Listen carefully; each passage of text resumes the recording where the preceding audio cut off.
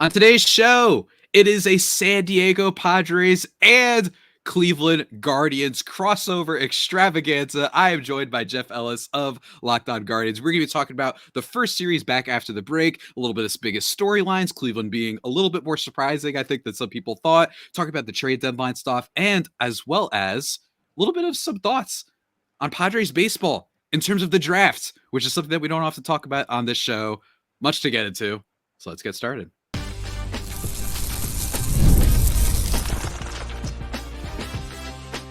You are Locked On Padres, your daily San Diego Padres podcast. Part of the Locked On Podcast Network, your team every day.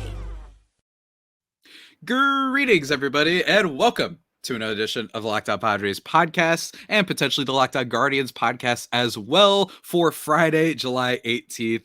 As always, I am your host with sometimes occasionally, but certainly not always the most, Javier Reyes. You can find some of my baseball-related work over at Just Baseball, an immaculate, fantastic website, or just follow me on Twitter at Javipeno, Javiiipeno, the best handle in the game, dare I say, not to be self-flagellating or anything like that. But it's not just me today. I am being joined by a longtime guest of the show since the very beginning of Locked On Padres and since the very beginning of all things Cleveland, man. It is my good friend, Jeff Ellis. Sir, how are you doing on this fine Friday? I'm doing well. It's fun to hear all the new music in the network. Like you have a nice little funky beat going on there with yours. Like I was just like, oh, maybe we should have chosen this one. I mean, I like ours, but it's like, I've already heard ours so many times. I'm like, we need to change our intro music like every 6 months so I don't get bored. Right? We should do that more. It should be like a celebration thing. Like when every show comes back into season, I'm gonna hit up somebody at Locked On. I was just like, really sitting there going like, oh, that's a fun beat. Like I was just sitting there. Absolutely. I can't wait. We got a lot to talk about, man. So we're going to start by talking about Ninja Baseball Batman, right? That's what you introduced me to. That's all we're going to talk about for the rest of the Everybody, if you want to just look up something cool, go type in Ninja Baseball Batman. I will not elaborate on what it is, where it's from, whatsoever. That's all you get. And frankly, if that wasn't enough for you, then I don't know what you're looking for in this life. But what we will be talking about, in all seriousness, is baseball, obviously. The Padres playing the Cleveland Guardians this weekend, a 3-game set coming out of the All-Star break against a Cleveland team that has been excellent this year, 58-37 on the year, dominating their division quietly. I don't want to say dominating, actually. Minnesota is behind by 4 games, but I think a lot more better than they were supposed to be. I think by a lot of people's projections, I feel like Minnesota was kind of the clear favorite, I feel like, heading into the year, especially given that, this is a team that's lost some pitchers, right? Tristan McKenzie, he's super fun. He's cool. I like him. I made fun of him on Twitter once, and I still regret it to this day and feel bad about it. But he wasn't the same. Got hurt. And then Shane Bieber, everyone knows about him. Guess what? He's out for the season. And yet, Cleveland is one of the best overall teams, not just in the American League Central, but all of baseball. Jeff, can you explain to us what the heck is going on over there? And how are you guys able to be so dominant this year? So like everyone expects for Cleveland, they've done it while having the worst rotation in baseball. Like statistically, everyone expects, Cleveland to be known for excelling while having the worst rotation in baseball. It's part of it's in the bullpen that's been historically good. Like, great. Like, it's not even fair to call it good.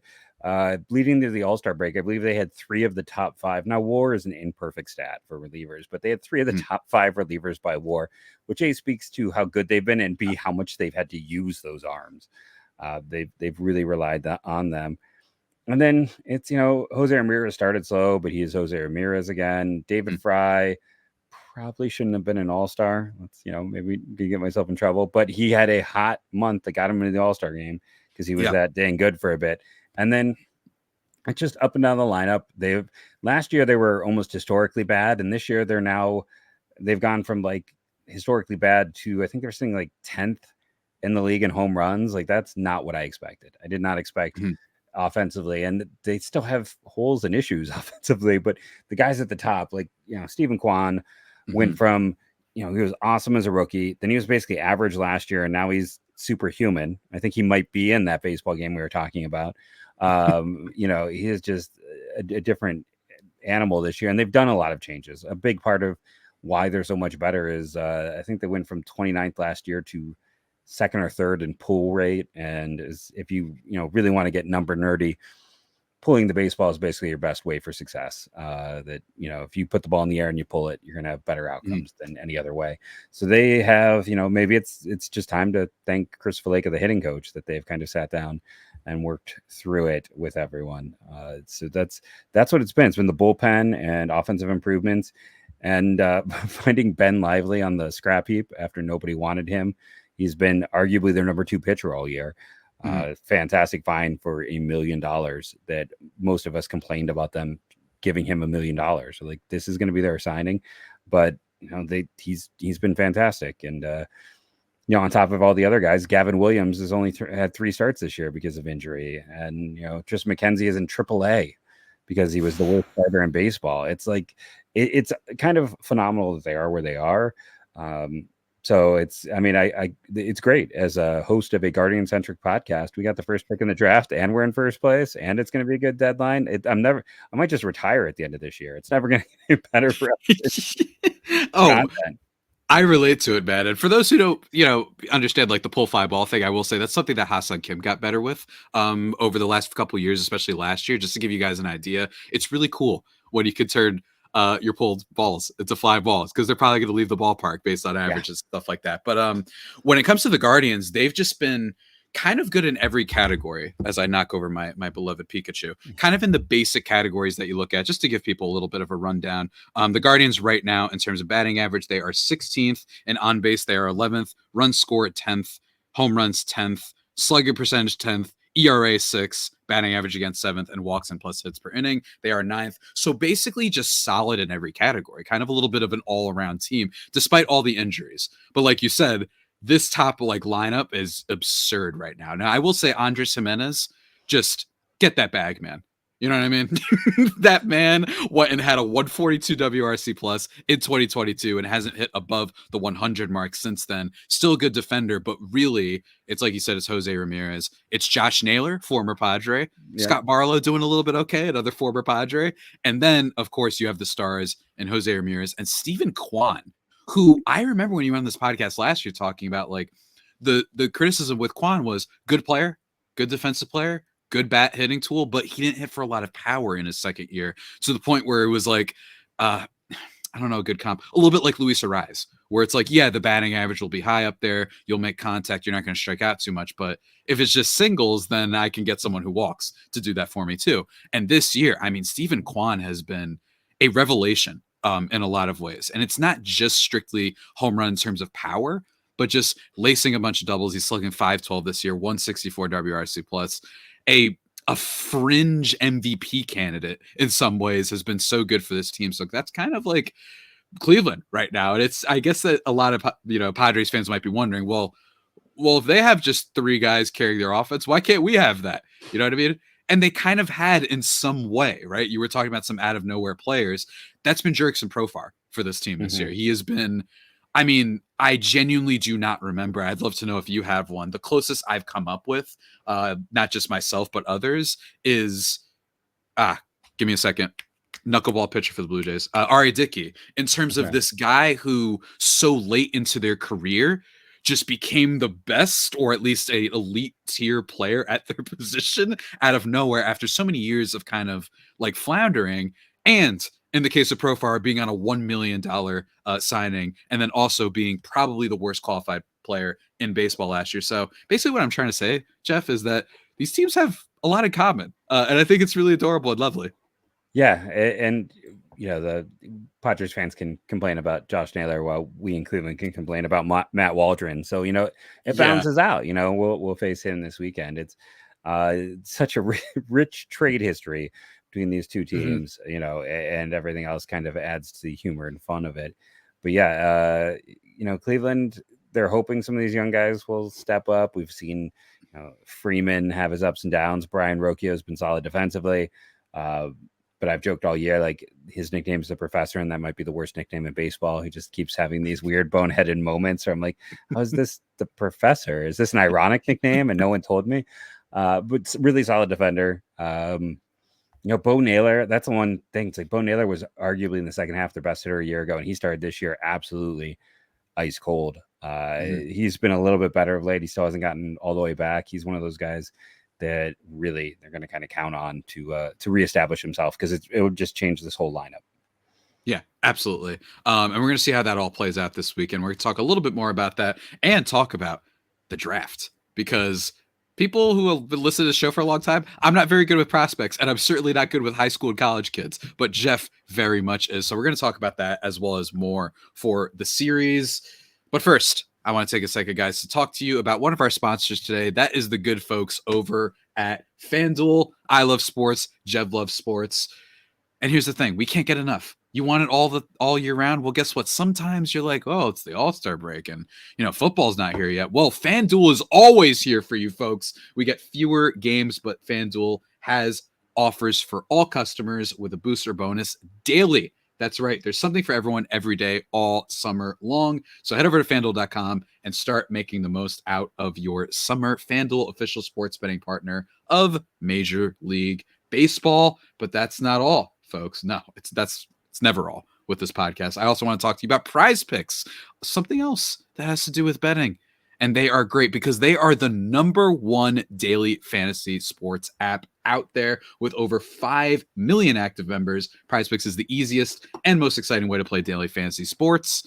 You just pick on 2 to 6 player stat projections and watch those winnings roll in. And if you're looking for promotions, similar to FanDuel, they've got deals too. Well, Prize Picks, they've got deals too. It's fantastic all summer. And for example, they lower select player stat projections on Tuesdays to help you and your lineup hit. Or on Fridays, if you have a losing lineup, you can get your entry fees back as well. So really cool stuff. And if for some reason you're listening to baseball podcasts, but if you're not into that, don't worry. Football will be picking up soon. They might have stuff for the Olympics. Don't quote me on that, folks. I should have looked at that up before, but they've got stuff with the WNBA, in action as well. If you want your stars from Caitlin Clark to Asia Wilson, whatever you want, they've got you covered. It's available in more than 30 states across the country, including California, Texas, and Georgia. So go check it out. Download the app today and use code LOCKEDONMLB for a first deposit match up to $100. That's right. Just for listening to this podcast. Don't say I never did anything for you guys. $100.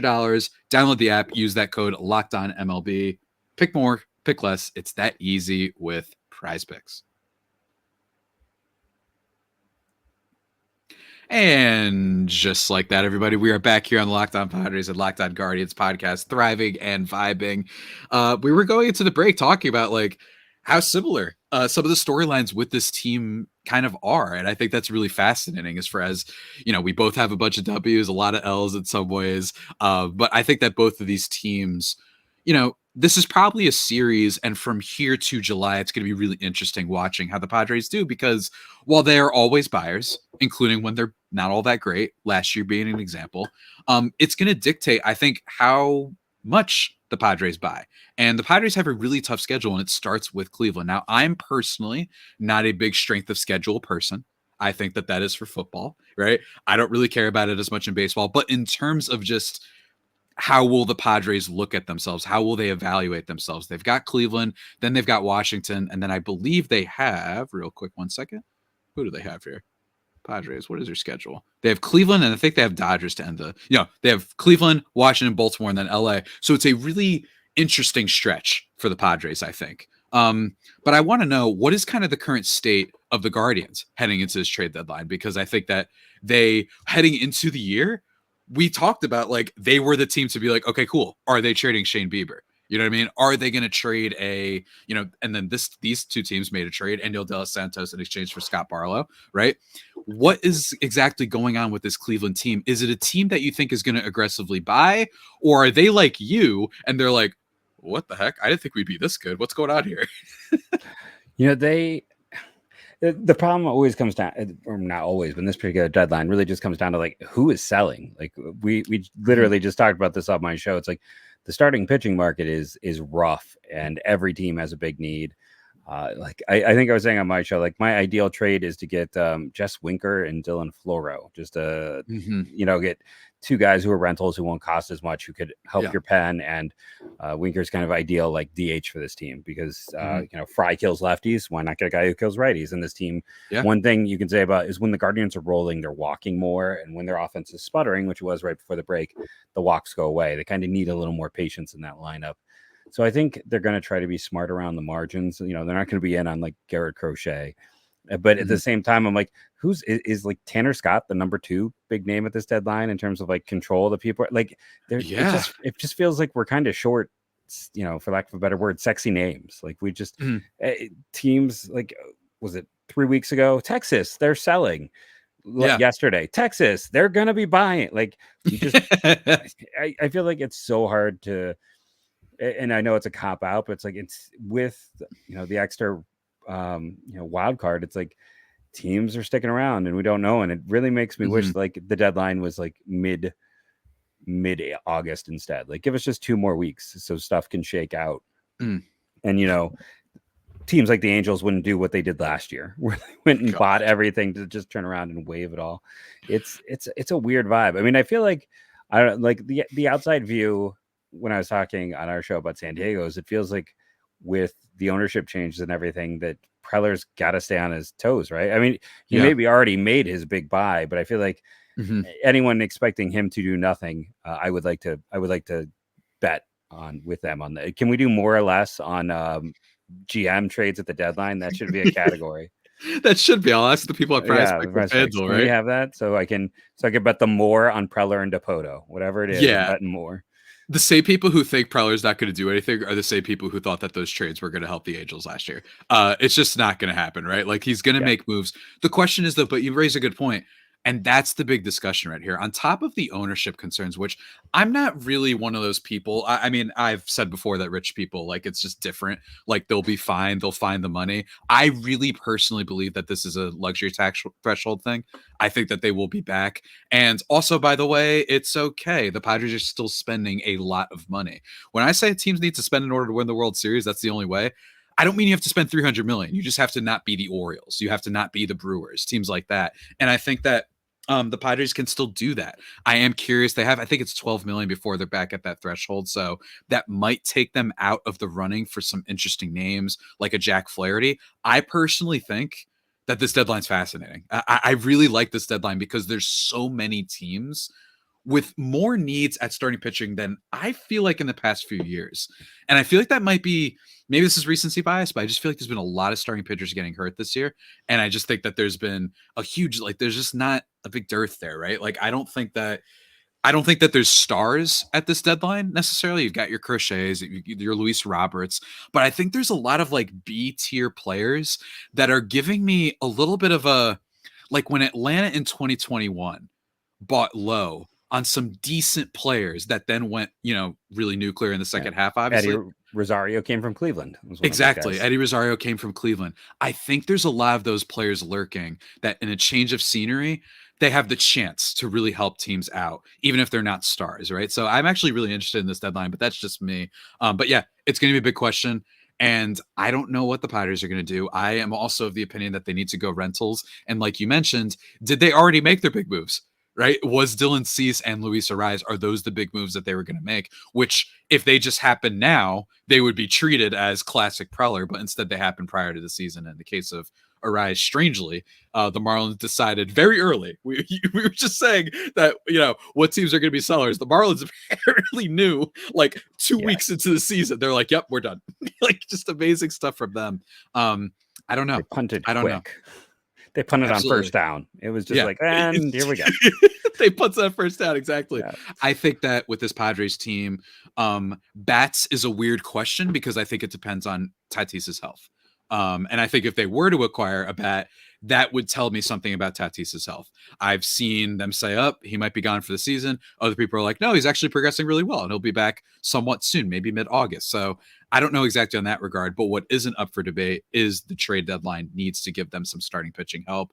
With Yu Darvish being out with a personal issue and some injury concerns too, and then Joe Musgrove being out with injuries, and considering he was shut down last year to hopefully get him healthy for this year, and he's still getting hurt, I wouldn't count on him much for this next season. And Michael King, how much longer is he going to be able to go? He isn't exactly a guy who's, in fairness, also been a little bit struggle with health throughout his career, but this is kind of his first full-time year of being superstar starting pitcher. So that leaves you with Dylan Cease and your boy Matt Waldron.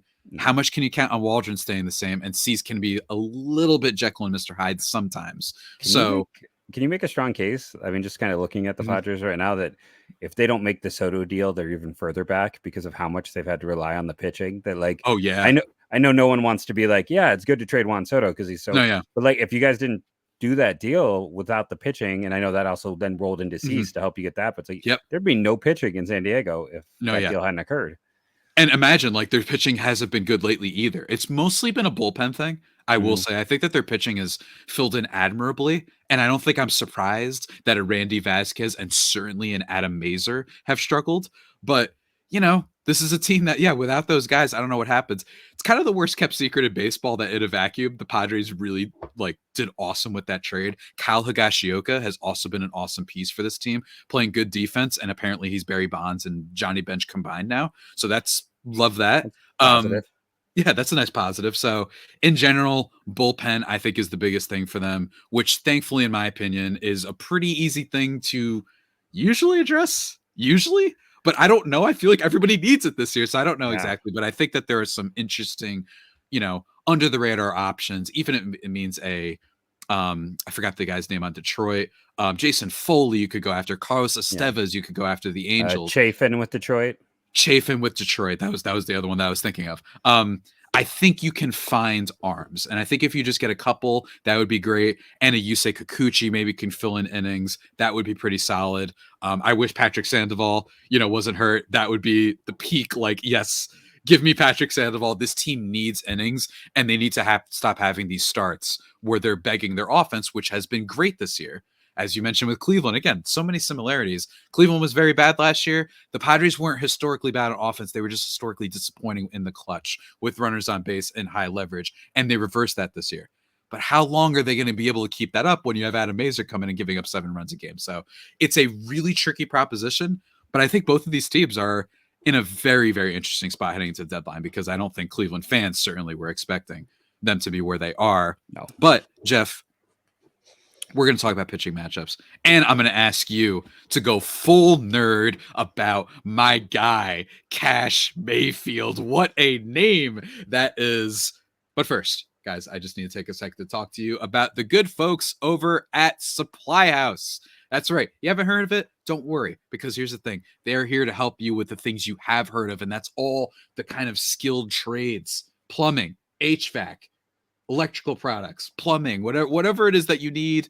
They've got you covered at Supply House. Their easy-to-use website is packed with helpful resources and the latest product info to help you get the job done right. Shop a complete inventory of over 200,000 parts from over 400 top brands and get your order delivered right to your door with fast shipping from coast to coast. Need help with an order? Don't worry. You can get expert support and industry-leading service from the friendliest folks in the old biz, and talk to a person in real time every time. So go check it out, guys. Go check it out. Supplyhouse.com/TM and order plumbing, HVAC, and electrical supplies from anywhere with just a few clicks at supplyhouse.com. And one more thing, guys. Booking.com. You've heard that slogan before, because Booking.com is famous and they are fantastic because they can help you with whatever trips you want to make. We're approaching August. I've been told that's a little bit of a vacation month for some people. Not usually me. I don't know why. It's just not my month. I can't stand August. But if you like August, Booking.com can help you out, even if you are visiting your rival city, right? Even if you're a Cleveland fan and you're visiting, Minnesota, you're like, oh, I don't want to be here. Well, they'll still help you out, and they will make you a fan of that place because they help you out and find all the best hotels, the bed and breakfast, the vacation rentals, the resorts, even resorts overlooking stadiums, family-friendly resorts. They've got you with all that over at Booking.com. So many choices across the U.S. for your summer travel this MLB season. The right stay can make you a fan of any U.S. city, even your rivals. So book today on Booking.com or on the Booking.com app.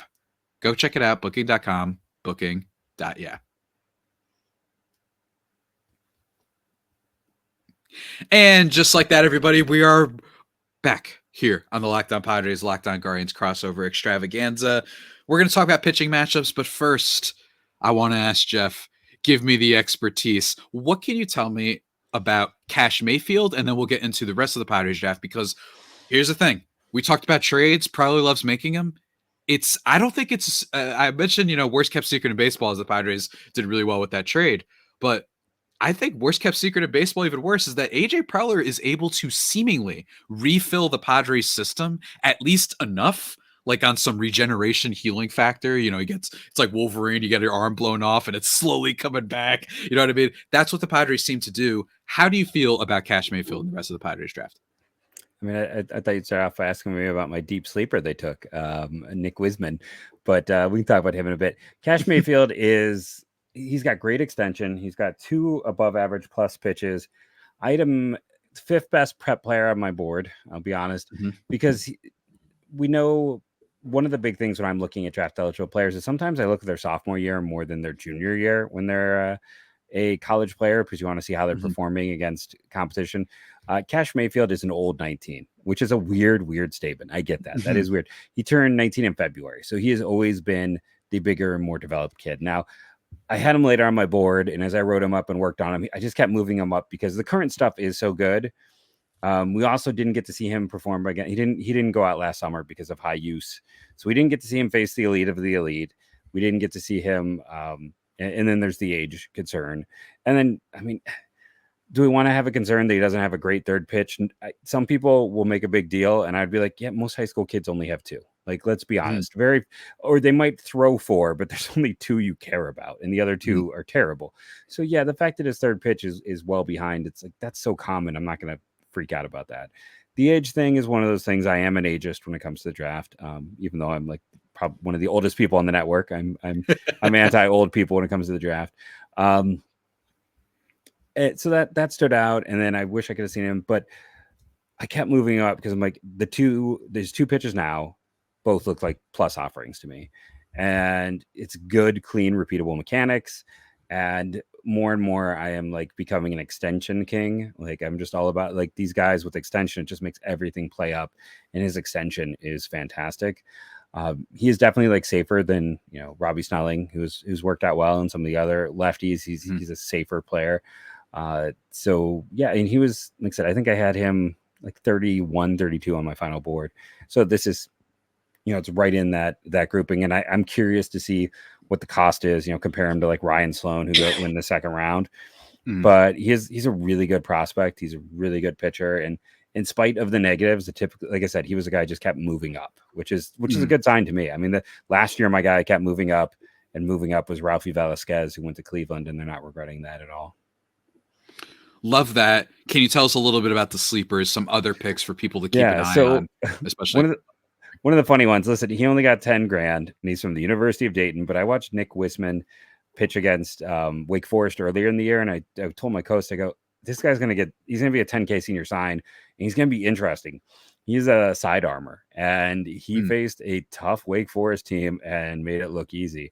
Had some of the best strikeout numbers this year in baseball. Again, mostly against weaker competition, but Dayton faced hard teams in the first month or so, and he performed well.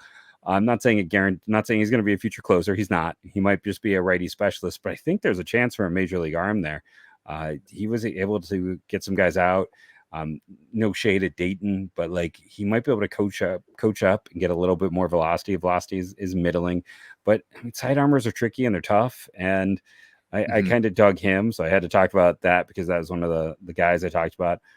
I was kind of surprised Clark Candiotti got as little as he got, just because I thought he really came on this year. The new pitching coach at Arizona did a fantastic job with that staff. They had several guys who really performed much better.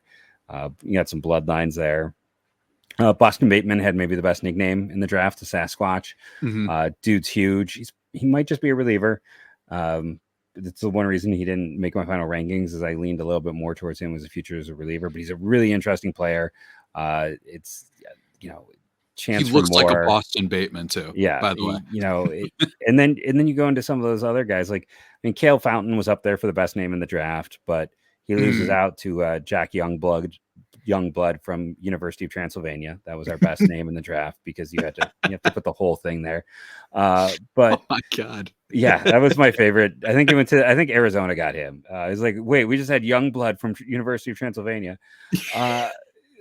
But Cale Fountain is like a legit power prospect. Like he's probably going to be overshot in the 5th. That guy hits the ball with authority. If you want to talk about a power, he's probably, I don't know if I say the best power hitter, because Kavares Tears is like, he might just be a DH, which is why he was still available. he chases a little bit. Contact in the zone is kind of okay, but he hits the ball hard. You talk about bloodlines. His cousin, I believe, was Jason Maxiel, the outfielder, and his other cousin is Donta Hightower, who was a big old linebacker for the Ravens. Super athletic guy. He's only really had one extended year of college baseball this year. He's kind of a bench guy for a few years at Tennessee. So good athletic traits, big power, still developing. And, I'm curious to see him. And then, Tyson Neighbors coming into the year was, I said, the best relief prospect of the last 3 to 4 years for me in the draft. He got hurt early on, and then he kind of got forgotten at Kansas State. Like I would not be shocked if he made it to the big leagues this year. If you really need someone and you want to put the pedal to the metal, that's the guy to do it with. He's going to hit triple digits. I'm trying to remember because I don't want to get it wrong, but I believe it's also his slider is like a plus offering. Like he is that guy. And I was kind of surprised to see him get in the fourth. I kind of wonder if he is going to be maybe a little bit overslot. They had some pretty big savings today with all the announced guys, and their day 3 is not a super pricey day 3. So I feel like, some of these guys we haven't heard yet with Neighbors, maybe Tiers, Fountain, Mayfield, Bateman, and Hightower was a guy I didn't spend as much time on, but there was some good athletic traits as well, which that feels like every Padres draft pick, but it was a fun draft. Like this is one of those drafts I'm like, that's a fun draft. Like I kept coming back to it because they got good value where they got them. Like I said, Tiers is still developing great traits. Neighbors people are sleeping on. It's a well put together class from top to bottom. Hey, AJ Preller, he's pretty good at this every year. And it's even sometimes when people have complained, like, why are you drafting a shortstop? Guy ended up being Jackson Merrill, and he's potentially going to be the rookie of the year this year. So I have no issue with Preller and his drafting acumen and all of the player development, especially in the farm. Even if they end up trading like 75% of the guys that they build up, at least I just feel like he's done a lot better. There are other teams, right? There are other teams across baseball. Mm-hmm. If you look at, say, the A's, if you look at Detroit, where I swear they've been rebuilding for a long time. And then Preller, meanwhile, is like, I'm trading for Juan Soto, and then I'm going to trade for Mike Clevenger, another Cleveland thing. I'm going to trade for Adam Frazier. I'm going to like all these big, the Darvish Snell trades within like 24 hours of each other. And then all of a sudden you're getting new prospects. They don't have the same farm system they once did. But if it is a saving grace, they've been very good at drafting, at least more than I think people realize. Last thing, Jeff, let's talk the pitching matchups. Friday, it is Matt Waldron going up against Tanner. Is it Bibby or Bybee? It's Bybee. Bybee? Gotcha. What can you tell us about Tanner, who has been, I'm pretty sure, like probably the best pitcher in that rotation this year? Yeah, he has been. It's one of those great developmental stories, a great dude. We've had him on the podcast. He's been getting better as the year goes on. He's the one guy who can maybe get 7 innings on a rather consistent basis for them. He misses at bats. He does have the occasional off game here or there. And, when you see that, he's been able to battle through it a bit more. It's only his second year, and he's like already emerging as like the guy that we're most hoping gets an extension this offseason in Cleveland to keep him here. But he is definitely head and shoulders above the rest of the staff. Yeah. Gonna be interesting. And then Matt Waldron, your guy, he's an interesting one. I think what's been so fun about him is that his sweeper has improved as the season has gone along. Obviously the knuckleball is his calling card. I am curious to see how he does here because his last couple starts, knuckleball's hasn't had the same juice. Just to, not get too nerdy about it, hasn't had the same juice as usual. But after the All-Star break, clean shaven and everything, should be an interesting matchup. And then Saturday, it is Dylan Cease versus Gavin Williams. Dylan Cease, just to start off, best pitcher on the Padres. Even though he had a really, really weird month stretch where he was giving up home runs to everybody, he's still got some of the best swing and miss stuff in the entire National League right now. He's been elite and consistent. There was a lot of innings. He's been very good. I'm expecting a solid, really good second half, even if he hasn't shown me that the Cy Young version of him is in there. But guess what? That doesn't mean that you're not a good pitcher and you can't still be an ace. It just means that you're not going to be the best pitcher in the National League. But I'm really excited about this. But what can you tell us about Gavin Williams? He's been hurt most of the year. So this is start 3 or 4. He last year his fastball slider were both spectacular, and he changed the grip on the slider. It's kind of fooling StatCast right now. It seems like there was still some discomfort, and that's part of the reason why they've changed some grips. It's a little bit, that's a concern, right? He's still not fully healthy, but he's been effective, and he's been a fantastic addition for a team that has been desperate for. I mean, we just tried Spencer Howard out. Carlos Carrasco is getting better with every start. We're talking about a 37-year-old saving this rotation.